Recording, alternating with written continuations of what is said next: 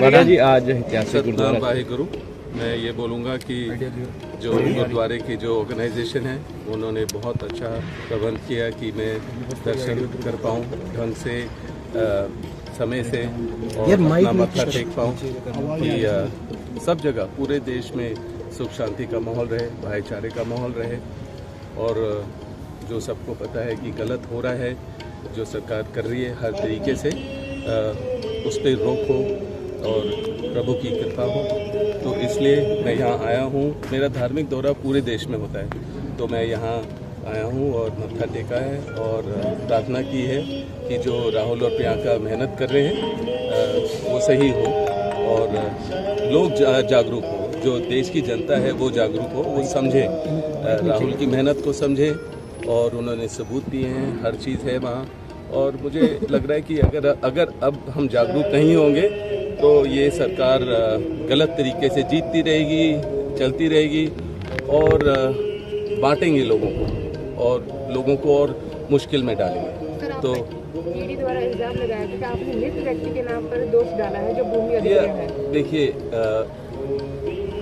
मैं 24 बार गया हूँ ईडी के पास। जो ये पूछ रहे हैं ये 2008 20 साल पुराना है, 20 साल पुराना ये कहानी है, ठीक है। 20 साल में जो मेरे व्यक्ति मेरे साथ काम करते थे वो सब उनके पास इंफॉर्मेशन है, शुरू से अभी तक सारी इंफॉर्मेशन है, और मैंने सारे जवाब दिए, कोई भी गलत चीज़ नहीं की है। और अगर आपको कभी भी लगेगा, वो सबूत दिखाए ना, मैं यहाँ हूँ, देश में हूँ, और जब भी वो मेरे को सामन करते हैं मैं वहाँ पहुँचता हूँ। और सफाई देने की ज़रूरत नहीं है। अब चार्जशीट है तो जो भी आगे होगा देखेंगे, पर मैं तो पूरा यहाँ हूँ, जवाब दे रहा हूँ, कोई डरने की ज़रूरत नहीं, कोई छुपाने की चीज़ है ही नहीं। और सर, कल जिस तरीके से राहुल गांधी ने जो बिहार के मृत लोग घोषित कर दिए गए थे, उनके साथ चाय पी और क्लेम किया है कि जो बोल सर सामने देखिए, सर सामने सबूत है, सबूत के साथ वो जो भी बोल रहे हैं वो सबूत है उनके पास। वो बहुत क्लियरली उन्होंने प्रेस कॉन्फ्रेंस की, और अब वो सामने डाल रहे हैं पूरे एक कंस्टिट्यूएंसी का जो भी उन्होंने कार्रवाई की, क्योंकि आप देख रहे हैं इलेक्शन कमीशन पूरी इन्फॉर्मेशन दे नहीं रही है, वो गलत तरीके अपना रहे हैं, वो प्रेशर में है।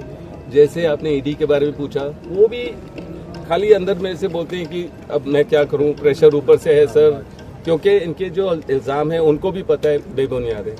तो जो अगर जुडिशरी हो या मतलब कि इलेक्शन कमीशन हो या आपके जो ईडी और सारे ये जो संस्थाएं, अगर इसको बीजेपी कंट्रोल करेगी तो सफाई कैसे मिलेगी, सफाई कैसे मिलेगी? ये मतलब 20 साल से चला आ रहा है यही सवाल, बकवास सवाल, और 12 साल से मेरे को मतलब जब से सरकार आई है बुलाते जा रहे हैं। सबको पता है, जो भी आपके यहाँ पंजाब में जब चन्नी जी थे वो उम्मीदवार थे, उनको भी परेशान किया, उनके परिवार को भी परेशान किया।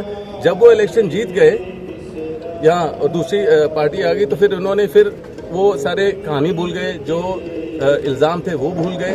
तो ये तरीका नहीं है अपनाने का, जो ये गलत इस्तेमाल करते हैं, दुरुपयोग करते हैं एजेंसियों का, तो गलत है।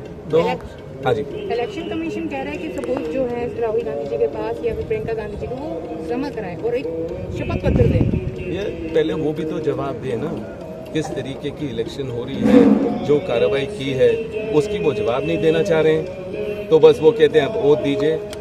राहुल प्रियंका संसद में है, उन्होंने वहाँ ओथ लिया है और लोगों की बात बुलंद करते हैं। जो ये सरकार छुपाना चाहती है उस लोगों की आवाज़ बुलंद करते हैं। जो गलत हो रहा है देश में वो बुलंद करते हैं, उसके लिए लड़ते हैं, वो दिन रात लड़ते हैं।